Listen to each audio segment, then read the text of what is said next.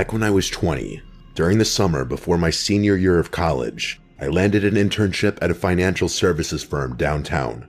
It wasn't anything fancy, mostly data entry, spreadsheets, and sitting in front of a computer all day, but it paid decently and it looked great on a resume. There were 7 other interns behind me, and we were all crammed together in this open office section with rows of cubicles that didn't quite give you privacy, just enough to make small talk feel optional. Out of the 7, 5 of them were people I liked, a mix of chill, down-to-earth college students who didn't take the internship too seriously. Another guy, Eric, was the type who treated the whole thing like it was life or death, barely spoke, and was always typing like his keyboard owed him money. But the 7th intern, Alex, was something else entirely. When I first met Alex, he seemed normal enough, maybe a little awkward, but we all were at the beginning. He was tall, thin, kind of pale, and had this mop of dark hair that always looked a little unwashed. He didn't really fit the finance intern stereotype, but that's not what threw me off. It was the way he acted around me. At first, it was subtle. He'd pop up at my cubicle during the day, lean over the divider in a way that made him look freakishly tall, like 7 feet tall because the cubicle walls were low, and only his head would be visible above it. He'd tilt his head slightly, grin with a strange frozen smile, and start talking in this deliberately weird voice, like he was trying to sound creepy on purpose. I'd laugh it off awkwardly, pretending I thought it was funny, but I remember thinking it was an odd thing to do in a professional setting. He'd say random stuff, like "working hard" or "hardly working, Ronnie," in that slow, unnatural tone, and then hold the smile for way too long. The first couple of times, I figured he was just being quirky or trying too hard to stand out. Some people at internships are awkward like that, so I didn't want to make a big deal out of it. But then it started happening more often. Every single day, at least once, I'd see his head slowly rise above my cubicle wall. That same stretched grin plastered across his annoying face, and he'd start some bizarre conversation that didn't make sense. Sometimes he'd make jokes that weren't funny, or mutter random phrases that didn't relate to anything. And every time, he used that same unsettling voice, like a soft voice in a kind of taunting way. Honestly, a very good recent comparison of the voice he was doing was the voice Charlie Hunnam did for his role as Ed Gein. The other interns noticed it too, but they mostly laughed it off, thinking Alex was being weird on purpose to lighten the mood. I also think they thought Alex and I had built some kind of rapport that the rest of them didn't build with him. There was something about the way he directed it only at me that made me feel uncomfortable.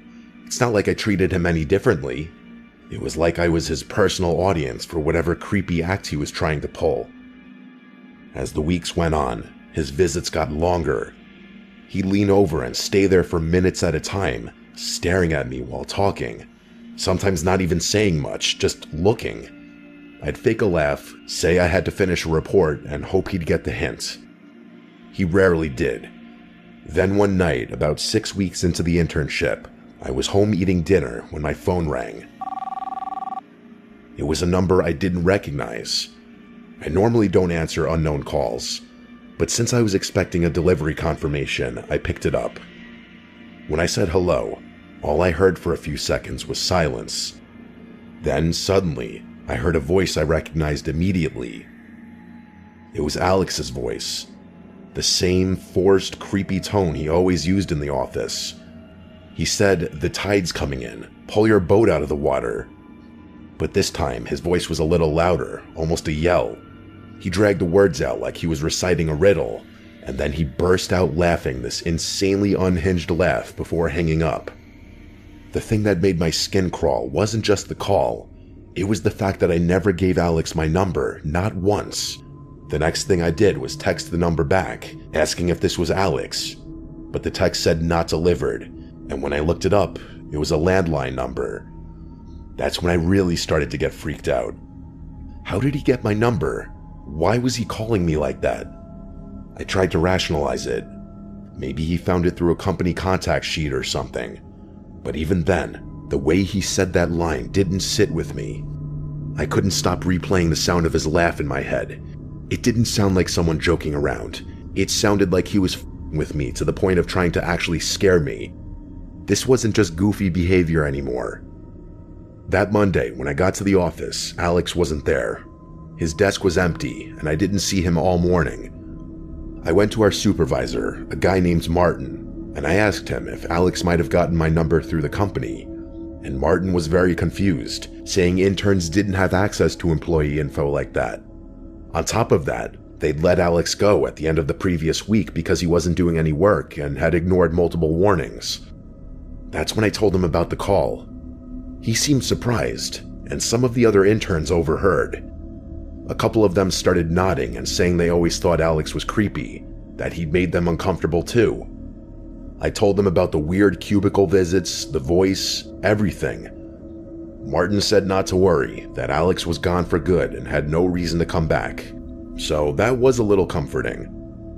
For the next week or so, I kept expecting something else to happen. A message, a random encounter, something, but nothing came. Life at the office went back to normal. I figured maybe that was really the end of it. Until one early morning. It was a Friday, around 5 a.m., still dark outside except for a thin gray light creeping in through the blinds. I woke up because I thought I'd heard something, maybe a noise from outside. It made me get up and look out my window. I wish I hadn't.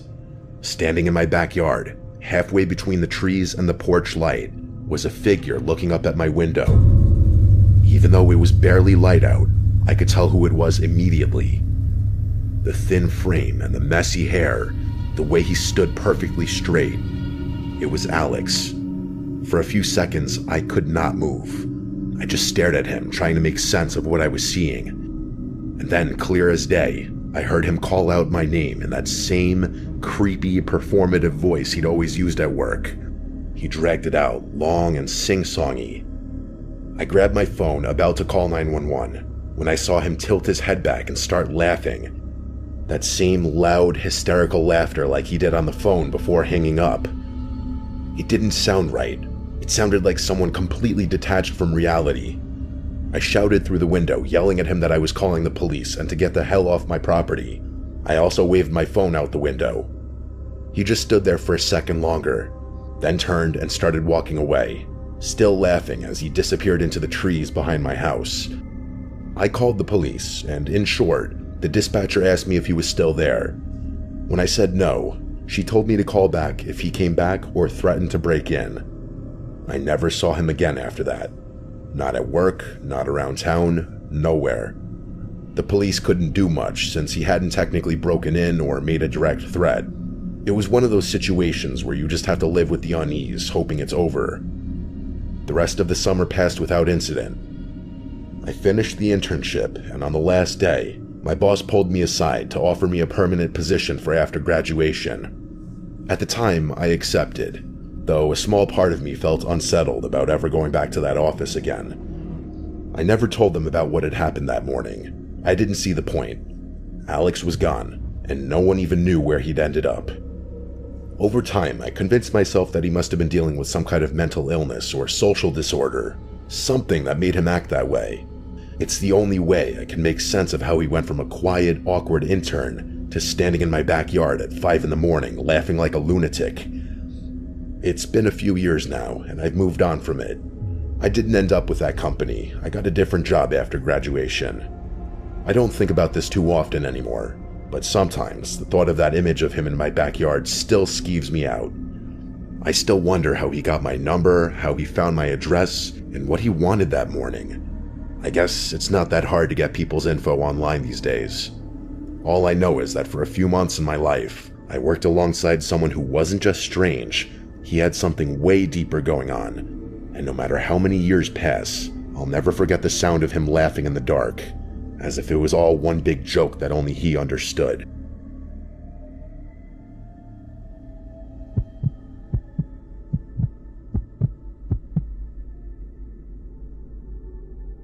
I was 17 when this all happened. It was my first real job, working at a local grocery store in our quiet Vermont town. The kind of town where everyone knew everyone else, and where nothing ever really happened. I liked the job at first. It was simple, and most of my coworkers were friendly. I quickly fell into a rhythm with the cashiers and some of the stock workers, especially during the slow hours when there weren't many customers. When that happened, we'd all gather near the front of the store, just chatting about random stuff like what we watched on TV, making fun of the older, quirkier employees, and complaining about customers, that sort of thing. It was one of the few times during my shifts where I felt like I wasn't just standing behind a register staring at a screen or a blank wall all day. Depending on who was the shift supervisor for the day, it would either be relaxed or more strict. Like if a younger supervisor was working, it would be more chill. People would be on their phones and people would socialize by the front. There was one coworker who I didn't know well at first, a guy named Sean. He was 24, a little awkward, the kind of guy who always seemed like he didn't quite know how to read social cues. He had longer hair, but kind of in the awkward in-between phase, like he was growing it out but didn't quite reach his shoulders yet. He worked in the dairy section, so we didn't interact much at work. He was quiet and polite enough, and I honestly didn't think much of him. Most people just nodded at him when they walked past, and he did the same. But eventually, I was added to a coworker group chat, and he was in it. I didn't think twice about it. It was just a chat for work stuff and dumb jokes, and it seems most of the younger employees were in there. But then Sean started messaging me directly. At first it was harmless.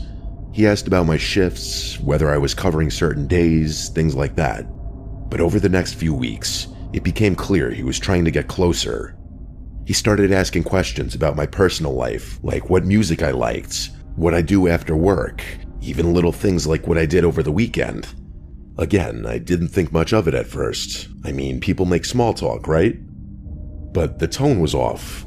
Sometimes he'd call me cute in ways that made me uncomfortable. Sometimes he'd make jokes that were slightly flirty. I tried to ignore it, thinking maybe he just didn't know how to behave with girls my age.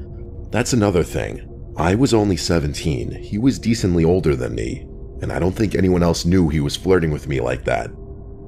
It didn't take long before the behavior became slightly annoying. He'd comment on things I posted online, and sometimes the messages were late at night.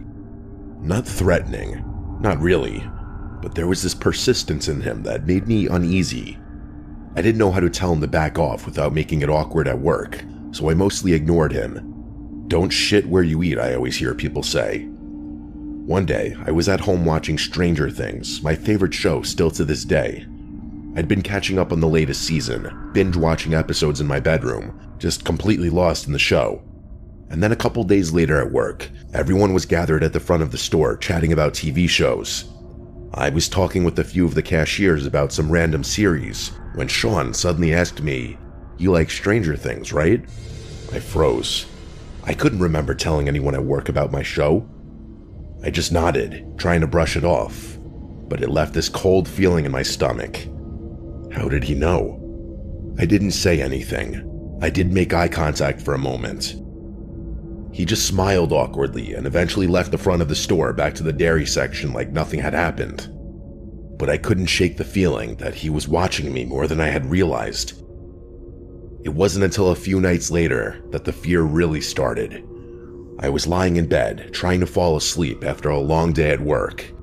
The house was quiet, and then I heard a soft scraping noise against my bedroom window.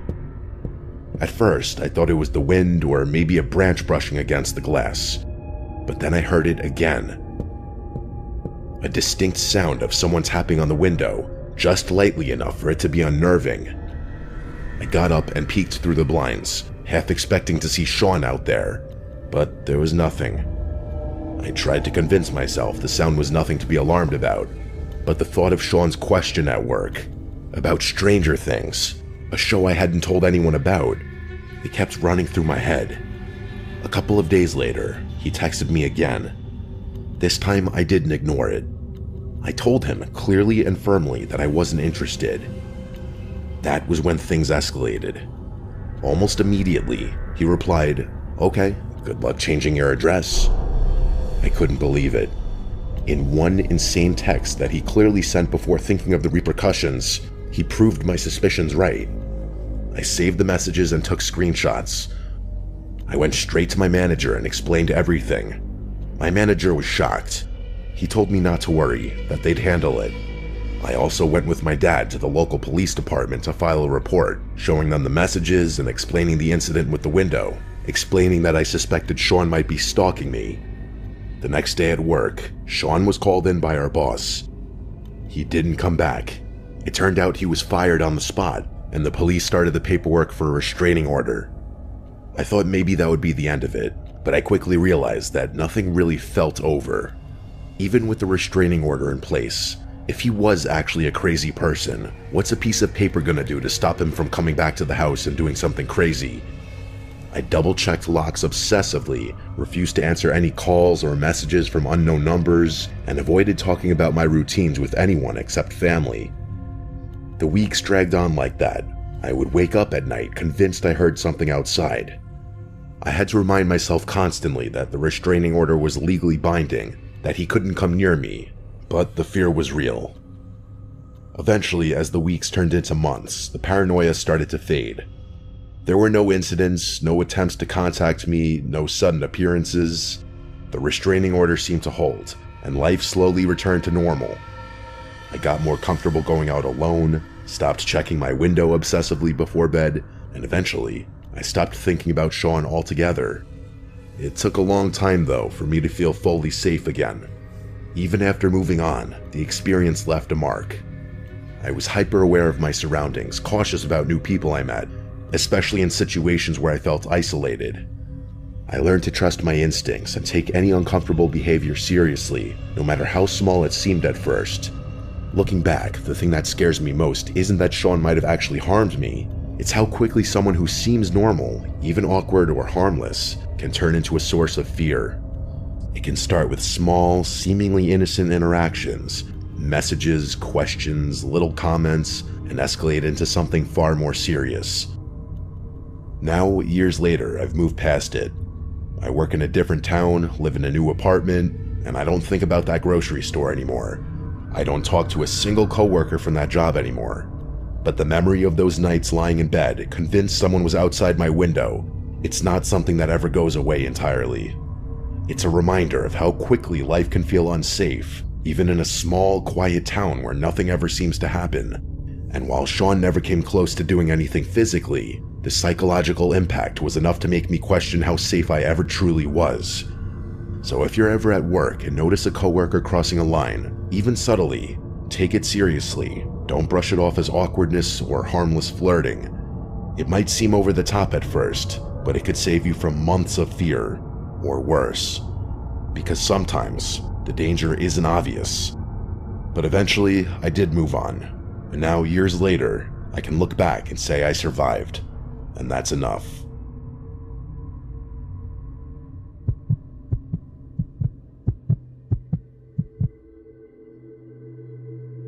When I was 26, I started working at a small insurance office in a quiet part of Pennsylvania.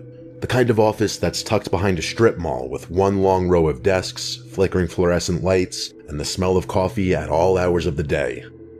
It wasn't glamorous, but it paid the bills, and I liked most of the people there. The job could get boring, especially on slow days when the phones barely rang, but it was easy money. I usually worked the day shift, but on this particular Friday, I was scheduled to help close up the office because we were behind on filing a batch of client records. There was a big storm warning that afternoon, the kind that takes over the entire local news broadcast. The moment I woke up and looked out the window that morning, I knew it was going to be a dark, stormy day, and around 3 o'clock, the rain started to pour so heavily you couldn't see the end of the street. The thunder came soon after, shaking the windows every few minutes. Honestly, I was personally enjoying the ambiance of the storm. Then the manager decided to let most of the employees leave early before it got worse, but a couple of us volunteered to stay to finish some paperwork. The only other person who stayed was a guy named Tom, who had just started working there about 2 weeks prior. He was in his early 30s, tall, quiet, and sort of off-putting in a way I couldn't describe.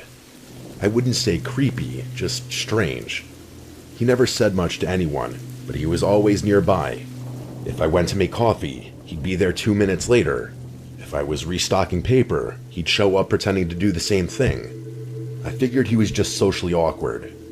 When 5 o'clock hit, the storm was in full force. I swear, every few seconds lightning flashed, followed by thunder that made the floor vibrate. The office felt emptier than usual, and the usual hum of lights was replaced by the sound of the storm. Tom was sitting at his desk a few rows down, typing something on his computer that looked like nonsense from where I sat. Every time I looked up, I could see him glancing over in my direction. At first, I tried to focus on my work, but after an hour or so, I realized I hadn't seen him get up once. Around 6:30, the power started flickering. Both of us made the same nervous laugh when the lights dimmed, but he didn't say anything. The next flicker lasted longer, and when the power finally went out completely, the office went silent except for the rain. The emergency lights kicked in, leaving everything bathed in a faint orange glow. I said something about maybe it being a good time to head out, but Tom didn't respond. I heard the sound of keys jingling, and then the front door locking. He muttered something about how it wasn't safe to go outside right now. I thought maybe he was just trying to be helpful, but something about the way he said it gave me chills. I went to grab my bag and jacket, figuring I'd wait it out for a few minutes before heading home. The power outage made the whole building feel smaller. The emergency lights barely lit the hallways, and the storm outside was deafening. When I came back toward the front, Tom was standing near the door, just staring out into the dark parking lot. The rain was falling so heavily you couldn't see anything past the glass. I told him I was going to make a quick call to my boyfriend to let him know I'd be home soon. He didn't say anything again. He stood there staring out the window. I walked toward the break room, but when I tried using my phone, there was no signal. I figured the storm must have knocked out the tower. I tried the landline, but the line was dead too. I turned around to go back to the main office, and nearly jumped when I saw Tom standing in the doorway. I hadn't even heard him walk up. He was holding a small flashlight under his chin, casting shadows up his face. He had this half smile like he thought it was funny.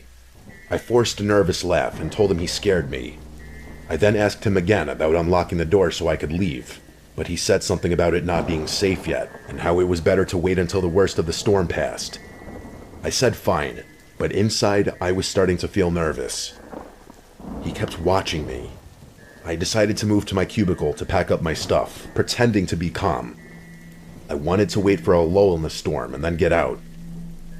When I looked up again a few minutes later, Tom was gone. I figured maybe he went to the restroom. I took the chance to head to the back door instead of the front one. I knew that one led to a small parking lot behind the building where my car was. When I reached it, I realized the handle wouldn't move. The door was chained shut from the inside, like someone had looped a chain and padlock around it. We had never done that before. I turned around and saw the faint glow of the flashlight coming from down the hallway. I ducked into the supply closet next to the break room and closed the door quietly, trying to keep my breathing under control. I could hear Tom walking slowly through the hall, and then I heard him call my name. He sounded like he was trying to sound comforting. He said he just wanted to make sure I was safe. I didn't move or say a word. My heart was pounding so hard I thought he could probably hear it. He walked past the closet, and for a few seconds, I could see the thin strip of light from the flashlight shining under the door. Then it disappeared. A loud crack of thunder made the building shake. The sound of rain got even louder for a second, and I realized part of the roof above the break room must have been leaking. I waited, I'd estimate 10 minutes before I finally worked up the nerve to open the door a little. The hall was empty. The flashlight beam was gone. I stepped out carefully and made my way toward the front again. When I turned the corner, I froze. The front glass door had been shattered completely. Rain was blowing inside across the floor, soaking the carpet. Tom was nowhere in sight. I hesitated, wondering if he had gone outside, but then I realized this was my only chance. I ran out the door into the pouring rain and sprinted for my car. I didn't even care that I was getting drenched. My hands were shaking so badly I could barely get the key in the ignition. I sped out of the parking lot without looking back once. When I finally got home, I locked every door and sat in my living room shaking, watching the rain pour against my windows. I didn't sleep that night. The next morning, I called the office and told my manager what had happened. He didn't believe me at first, until he got there himself and saw the broken glass. He called the police, who showed up and took a statement from me when I was at the office. They said they'd look into it, but it sounded like Tom had just taken off. His car was still in the lot, unlocked, with the keys sitting on the driver's seat.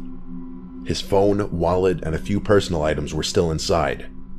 The security cameras had been turned off manually before the power outage, which meant he must have done it earlier in the night.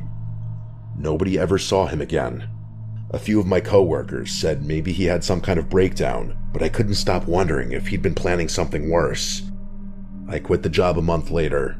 Even though nothing ever happened after that, I couldn't work in a small, enclosed place like that where I had experienced such a traumatic incident. It just wasn't healthy.